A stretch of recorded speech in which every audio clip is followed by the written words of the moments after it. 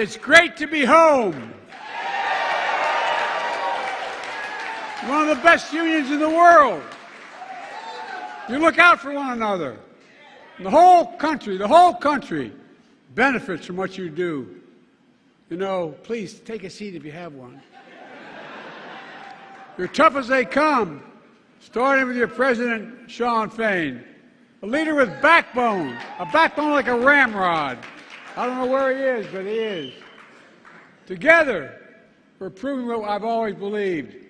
Wall Street didn't build America, the middle class built America, and unions built the middle class. That's a fact. Look, I kept my commitment to be the most pro-union president ever. I'm proud you have my back. Let me just say I'm honored to have your back and you have mine. That's the deal. It comes down to seeing the world the same way. It's not complicated. You know, my dad, who never went to college, was the smartest, toughest, most gracious man I knew, who managed a car dealership for the bulk of my life, taught me a very important lesson. He'd say, Joey, this is God's truth. A job is about a lot more than a paycheck. It's about decency. It's about your dignity. It's about your place in the community. It's about being able to look your kid in the eye and say, honey, it's going to be okay, and mean it. And mean it. Folks, that's what the UAW is all about, and it's always been that way.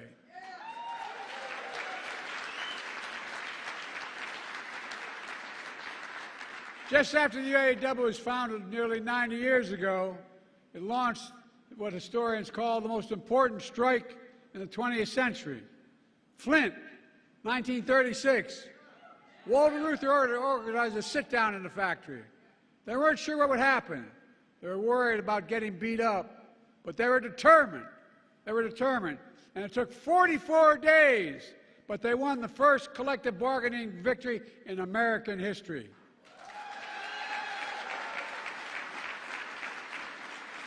And the leadership of the UAW spread across the country. It led to the first substantial wage increase in a long time, the first cost of living allowance, the first employer-provided health care. Within 4 years, workers across the entire auto industry unionized, inspiring workers across other industries as well, giving life to new industries in the labor movement. I share that history with you because all of you made history again. I'm confident, and I mean this, 90 years from now, people are going to look back on the impact you had, you in this room. Just like them 90 years ago, you matter now. You lead. And I respect all of you here today. You represent unions that always led, always lifted, and always inspired workers. The UAW legacy from Walter Reuther to Shawn Fain today. Shawn, you took a lot of heat, but you demonstrated extraordinary leadership. You did.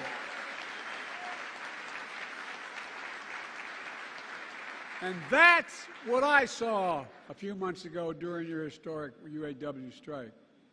The time, this time, in Belleville, Michigan.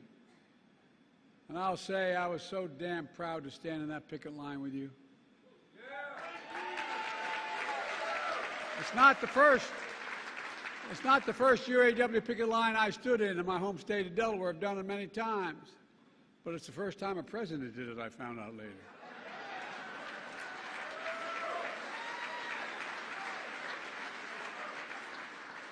I've always fought for a strong auto industry, with UAW-built cars leading the world. This is about a simple proposition. You built these iconic companies. You built GM. You built these companies. You sacrificed to save them in the worst of times. And you deserve to benefit when these companies thrive. As Shawn said, record profits mean record contracts. I'm serious. And that's what you got, record wage increases, winning back cost of living adjustments, greater retirement security, more paid leave, and eliminating tears. Whoa, whoa, whoa, whoa, whoa. You all know my position. I'm tired. I've tried, I'm tired about jobs going overseas, having products shipped to. Look, during the Trump administration, a lot of administrations before that, what'd they do? So many people around America lost their sense of pride because whether it was an automobile company or any company at all, if that factory that was there for 30 years, hiring, maybe it only had 150 people in it, but it was the heart of the community. Guess what? Corporate America found the cheapest labor in the world, and they sent the jobs to those laborers and sent the product back to us. But not anymore. We're building product here and shipping it overseas. Buy America and build America. I mean it. And what's really important, you made sure the auto future of the world will be made in America. Oh, I mean it. I'm going to digress just a second. Most people don't know that back in the 30s, when Roosevelt was talking about the value of unions, he didn't just say unions are okay. He said any product that, in fact, any money that Congress gives the president to spend to build a product, whether it's an aircraft carrier, an automobile, a tank, or a staircase, no matter what that was, it should be built.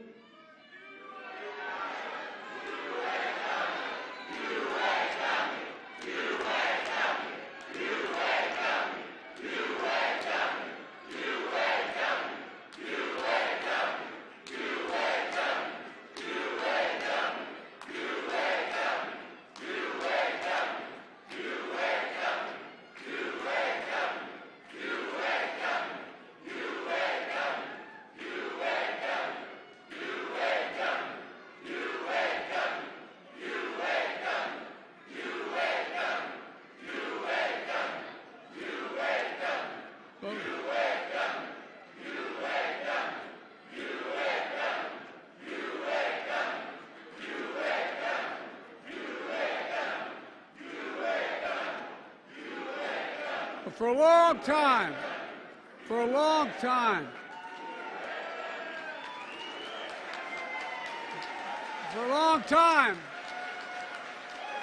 the Congress would make an appropriation and send it to the president to spend, whether it's building an aircraft carrier or a staircase. And guess what? It was supposed to be built by an American worker with American products. Well, guess what? I'm going back to that. We build in America, we buy American.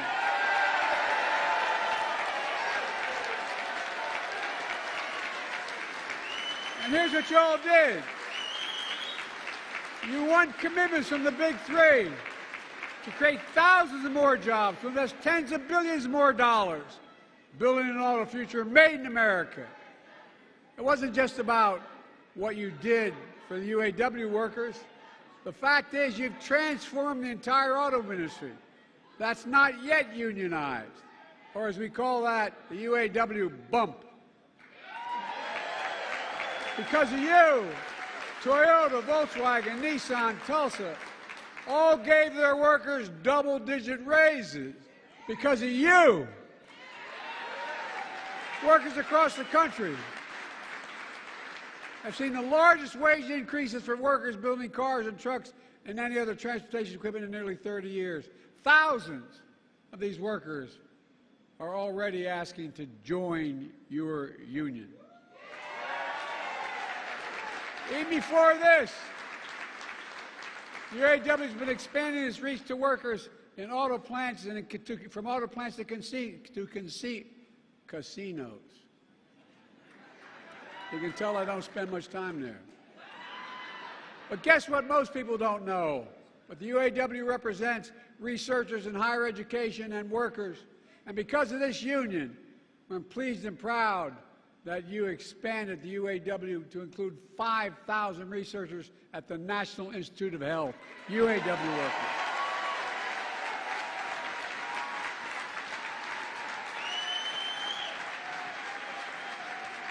I honest to God have always believed that the union movement in America is important because it produces the best skilled workers in the world. That's what happens. It's good for everybody. It's good for companies. It increases the quality of the jobs, the quality of the products, and it's good for economic growth.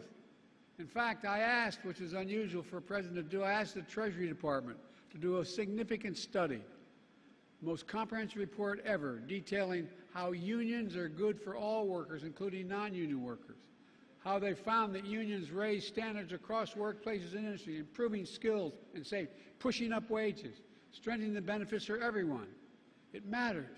It matters. It matters. And some in corporate America finally began to figure it out. And look at what we're doing. It's good for workers and companies. Since I took office, we've attracted billions of dollars in investment here in the United States. We supercharged advanced manufacturing, including electric vehicles made by union workers in America. China's determined to dominate that market with EV predominantly made in China and Chinese jobs. The previous administration was content to sit in the sidelines and let China take all these jobs. But I won't let that happen.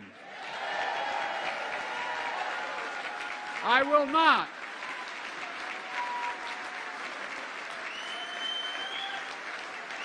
That's why I pushed and drafted the CHIPS and Science Act, investing more than $50 billion in manufacturing semiconductors here at home. Automobiles today require 3,000 chips of these chips to be made. That's why my bipartisan infrastructure law is building a network of 500,000 electric vehicle charging stations all across America, installed by your brothers and sisters of the UAW. That's what's doing it.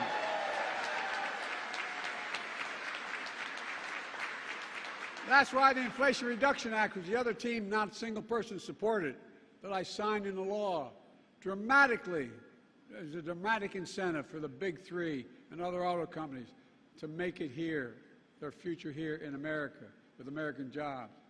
Jobs that we want to make union jobs. That's why I announced $12 billion to help companies that respect their workers implement a just transition to electric vehicle future. Because I strongly believe that companies transitioning to new technology should retool, reboot, and rehire in the same factories, in the same communities, with comparable wages.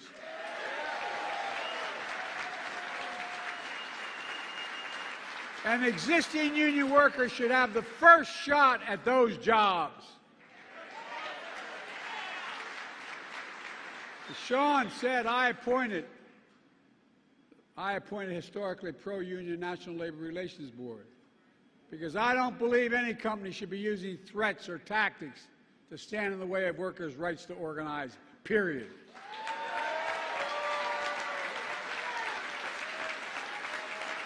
And folks,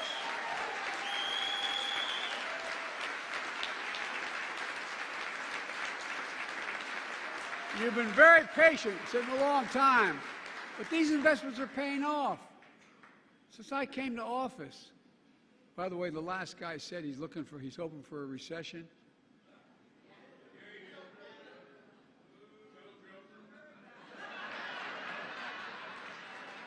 Because he does not want to be the next Herbert Hoover. He's already Herbert Hoover. He's the only president other than Herbert Hoover who lost jobs when he was president. Look, since I came to office, with your help, we've created 14 million new jobs. 14 million. Nearly 800,000 manufacturing jobs nationwide. And that means we're creating American jobs and exporting American products instead of the other way around like we saw for too long. Unemployment has been below 4% for the longest stretch in 50 years, and it's going down. Wages are up. Household wealth is up. We have the lowest inflation and fastest recovery of any major economy in the world. We have the fastest growing economy in the world. I know we have more to do, and we're making real progress. Over the last year, Prices are down on everyday items from a gallon of gasoline to a gallon of milk, and folks are beginning to feel it. Last week, we saw one of the biggest jumps in how positive consumers are about feeling about their personal circumstance. But we have more work to do. But our plan is delivering for the American people, building an economy from the middle out and the bottom up, not the top down. That's what I said I was going to do. That's what I tried to do as a senator and vice president. But because when we do that, the poor have a ladder up and the middle class does well, and the wealthy do well, although they should be paying a hell of a lot more taxes.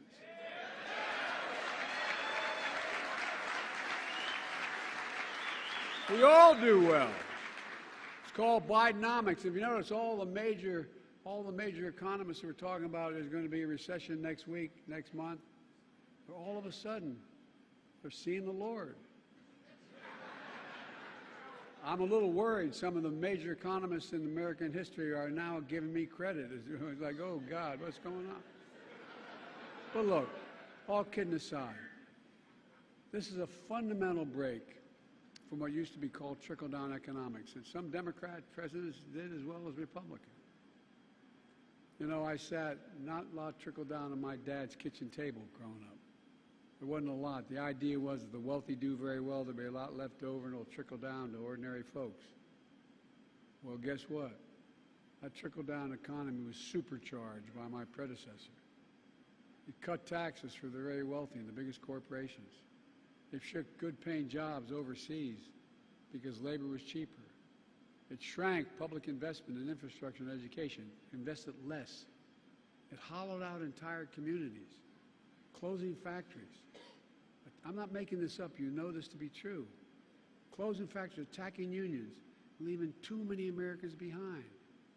In fact, when Donald Trump was in office, 6 auto factories closed around the country. Tens of thousands of auto jobs were lost nationwide during Trump's presidency. During my presidency, we've opened 20 auto factories and more to come. We've created more than 250,000 auto jobs all across America. And while I stood in solidarity with you on the picket line, as your president said, I went on the picket line, Donald Trump went to a non-union shop and attacked you. Let me tell you something I learned a long time ago. If I'm going to be in a fight, I want to be in a fight with you, the UAW, with you. No, I mean it. We have a big fight in front of us. We're fundamentally changing the economy of this country, and everybody's getting a little worried about it, the very powerful. Some are seeing the light, but changing the economy, taking it from an economy that takes care of those at the top, and changing an economy that gives people who built this country a fair shot. Again, back to my dad.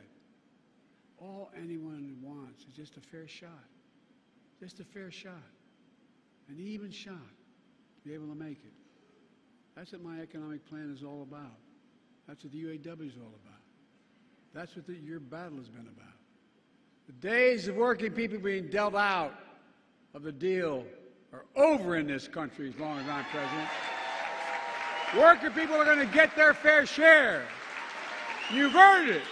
You fought for it. And you deserve it. So today I want to say to all of you, thank you. Thank you. I could not be more proud or more honored that you've chosen to stand with me. For all the progress we made together, you're the real hero. I want to make it clear, you're the heroes of the story. It's not what I did, it's what the American people standing up with backbone did. You're the reason why. And I mean this sincerely. I'm supposedly an expert on foreign policy. I've known every major world leader for the past 25 years. And guess what? As I tell every world leader, remind them, whether they're an adversary or an ally, it's never, ever, ever been a good bet to bet against the American people. Never, never, never. And that's been true throughout history, and it's still true today. Because of you. I mean this, because of you, I've never been more optimistic about America's future. We just have to remember who we are. We are the United States of America. And I mean this. There's nothing beyond our capacity when we work together. We're the only nation in the world that's come out of every crisis stronger than we went in. So God bless you all, and may God protect our troops, and God bless the American worker. Thank you, thank you, thank you.